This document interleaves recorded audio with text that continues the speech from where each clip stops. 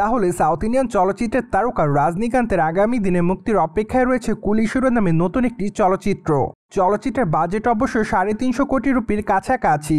তাছাড়া সম্প্রতি জানা যাচ্ছে যে চলচ্চিত্রটি মুক্তির আগে প্রায় 450 কোটি রুপির বেশি ইনকাম করে।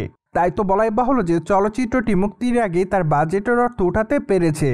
অন্যদিকে আপনারা সকলে জানেন যে কুলি চলচ্চিত্রটি অবশ্য মুক্তি পাবে 14ই আগস্ট। তাই তো বলাই বাহুল্য যে বিগ বাজেটের এই চলচ্চিত্রটি দেখার জন্য সম্প্রতি সময় সকল দর্শকরা রয়েছে অপেক্ষাতে। এদিকে অবশ্য অনেক আগে থেকে জানা যাচ্ছে যে চলচ্চিত্রটিতে ক্যামিও চরিত্রে দেখা যাবে বলিউডের তারকা আমির খানকে। কিন্তু আসলে ক্যামিও চরিত্রের জন্য আমির খানকে কত মিনিট দেখানো হবে চলচ্চিত্রের পর্দায় তা অবশ্য অনেকেই জানেন না। মূলত সম্প্রতি ভারতীয় গণমাধ্যমের সূত্র থেকে জানা যাচ্ছে যে রজনীকান্তের আসন্ন চলচ্চিত্র কুলিতে আমির খানকে সর্বমোট 15 মিনিটের মতো দেখানো হবে। তাছাড়া চলচ্চিত্রের সম্পূর্ণ গুরুত্বপূর্ণ অংশেই দেখানো হবে আমির খানকে। মূলত এই 15 মিনিটের শুটিংয়ের জন্য প্রায় 10টা দিনের মতো ব্যয় করেছে আমির খান।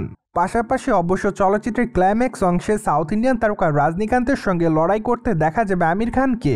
তাই তো বলাই বাহুল্য যে কুলি চলচ্চিত্রটি হয়তো দর্শকদের কাছে নতুন মাত্রা যোগ করবে। মূলত চলচ্চিত্রের পর্দায় নামি দামি তারকাকে যেহেতু অভিনয় করতে দেখা যাবে, ঠিক এজন্য অনুমান করা যাচ্ছে যে চলচ্চিত্রটি মুক্তির দিনই বক্স অফিসে রাজত্ব করবে।